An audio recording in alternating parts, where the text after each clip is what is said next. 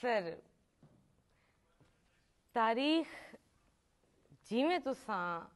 Detail मौसीकी दे बारे दसिए हक बनता है साढ़े जनूबी पंजाब दे बारे दसो।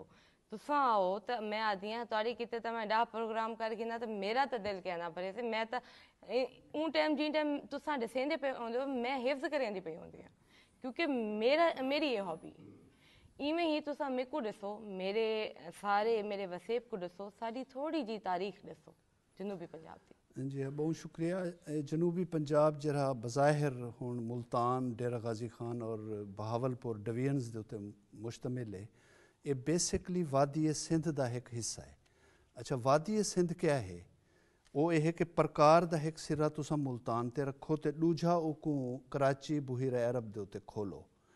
ओकू जिमें घुमेसो ये दायरे के अंदर जरा एरिया आमदे वो वादी सिंध है। जबरदस्त उनका मरकज़ ये मुल्तान ही रह गए। अच्छा हैरान कुन गाल है कि ही पूरी ज़मीन के उत्ते सब तो पहली जी आबादी है ना वो मैसोपोटामिया यानी दरियाए दजला और दरियाए फरात का जरा दरमियानी एरिया है ना मैसोपोटामिया जेको वादी नैनवा भी आदन उथे ही जूदी पहाड़ है। कुरान के मुताबिक उथे ही हज़रत नूह की कश्ती है जी वन रुकी है बिल्कुल और उतों जरे लथे हैं बंदे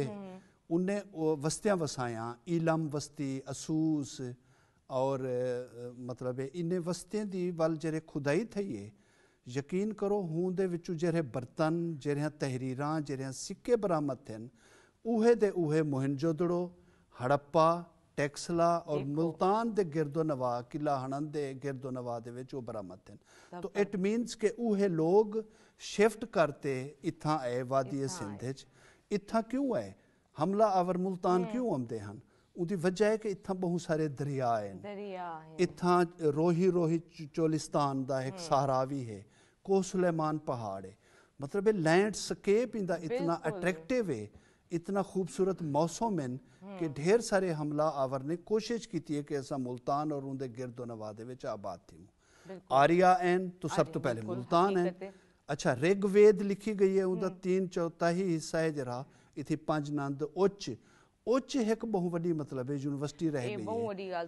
है जी इवें भगत प्रहलाद दा ये भी हिंदुओं की बहुत वड्डी यूनिवर्सिटी है मुल्तान किले दे नाल ते अल बेरूनी जा बंदा मतलब किताबुल हिंद इतनी मुल्तान बहते लिख दे। अच्छा मैं भी अहम गाल दसा उर्दू की बुनियादा भी मुल्तान दे विच उस्तवार थे जरा दिन सिंध में उर्दू पंजाब में उर्दू दक्कन में उर्दू के नज़रियात मुख्तलिफ मैं समझदा मुल्तान दे विच उर्दू दे बुनियादा इस्तवार थे फारसी बोलने वाले और एडू अरबी बोलने वाले और मकामी जुबान सराइकी मुल्तानी इंदे इम्तजाज नाल जेरी जुबान तैयार थी है वो उर्दू है। मैं जितना तक पढ़ा आई मेरे को बल्कि दुरुस्त करे तो कि इस्लाम तो पहले भी जेड़ा जेड़ा दौर रह गए उनका गढ़ होंदा ही मुल्तान जी हाँ बिल्कुल करामता दा इथे अहद रह गए इतना मतलब अफगानिस्तान को ढेर सारे हमला आवर एन ये सारे लोग बहुत सारी हिस्ट्री है पे जी जी जी हाँ सुबुक्तगीन आया वालों दा बेटा महमूद गजनवी आया उनके बाद गौरी आए ये सारे उतों फारसी बोलने वाले हैं एडू अरबी बोलने वाले जरे हैं एडू जुबाना और मकामी जुबान त्रीजी सराइकी या मुल्तानी जिमें आखो इन्हें दे इम्तजाज दे नाल जेरी भी जुबान आई है नवी वो उर्दू है चूंकि ही वक्त सराइकी दे अल्फाज तो दक्कन मिल सन सराइकी दे अल्फाज तो कलकत्ते दे अदब मिल सन दक्कनी अदब मिल सन दबिस्तान दिल्ली को चाहो गुरु नानक दे तहरीर चाहो उदे विच खड़े हुण लफ्ज सुध खड़े सुध सुध ले घर की भी शोलाए आवाज दूध कुछ यहाँ से उठता है मीर तकी मीर द मिसरा शेर है जी बिल्कुल सर सराइकी जी दी बेस जड़ी है इंदा सही आली केड़ी लैंग्वेज है क्योंकि सराइकी ता सारे वसेब दे विच काफी किस्म दी हुण असां लेंदे से लेकिन इंदी असल तारीख क्या है असल ये है कि सराइकी दा पूरा चूंकि एरिया है और कदम कदम दे उत्ते जुबान दा लहजा बदलदे असां हुण चाचना राजनपुर थाम दो अमदा पे अच्छा डीजी खान वाले आदन औंदा पे और तौसे वाले आदन आंदा पे ਇਹ ਮੇਰਾ ਸਵਾਲ ਹੈ ਕਿਉਂਕਿ ਮੈਂ ਇਹਦੇ ਵਿੱਚ ਅਕਸਰ ਸੋਚਣੀ ਹੈ ਕਿ ਇੱਕ ਇਹਦੀ ਆਪਣੀ ਜਿਹੜੀ ਹੋ ਸੇ ਉਹ ਕਿਉਂਕਿ ਉਹ ਤੇ ਜਿਵੇਂ ਜਿਵੇਂ ਅਸਾਂ ਸਫ਼ਰ ਕਰਿੰਦੇ ਸੀ ਜਿਹੜਾ ਸ਼ਹਿਰ ਕਰੀਬ ਆਂਦੇ ਉਹਦਾ ਲਹਿਜਾ ਅਡਾਪਟ ਥੀ ਉਹ ਮੈਂ ਸਮਝਦਾ ਹਜ਼ਰਤ ख्वाजा गुलाम फरीद ਦੀ ਜਿਹੜੀ ਸਰਾਇਕੀ ਹੈ ਜਾਂ ਮੌਲਵੀ ਲੁਤਫ ਅਲੀ ਦੀ ਜਿਹੜੀ ਸਰਾਇਕੀ ਹੈ ਨਾ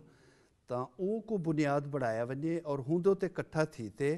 हूं लहजे को अगू फरोग दिता वञे लिखण पढ़ण दे विच हूं तलफ़ुज़ को और हूं डिक्शन को फरोग दे ते सराइकी ज़ुबान को एक मुस्तकिल लहजा अता किया वञे। सर मैं जी टाइम सर्च शुरू की मेरे को दिलचस्पी थी मेरी भी इतना ही आके सोच रुकी आई थी को तुसा दी सराइकी दी गाल थी पई है ते कुछ सराइकी सुने सो जी हाँ मैं गज़ल दे चंद शेर के आख्या हम ना गोल सहारे राती दे हाय आख्या हम ना गोल सहारे राती दे हुण तां जानी भोग जगारे राती दे तैं भी रोज़ मिलन दा वादा कीता हा तैं भी रोज़ मिलन दा वादा कीता हा मैं भी रोज़ गणे दा तारे राती दे तोणे मेडियां विस्मियां अखीं बालियां गया तोणे मेडियां विस्मियां अखीं बालियां गया वल भी ना थे ख़त्म अंधारे राती दे आ फिजरी तई अपने चेहरे सांभ घिनू आ फिजरी तई अपने चेहरे सांभ घिनू वसदे पैन शकील अंगारे राती दे आख्या हम ना गोल सहारे राती दे हुण तां जानी भोग जगारे राती दे। बहुत जबरदस्त बहुत सोहना।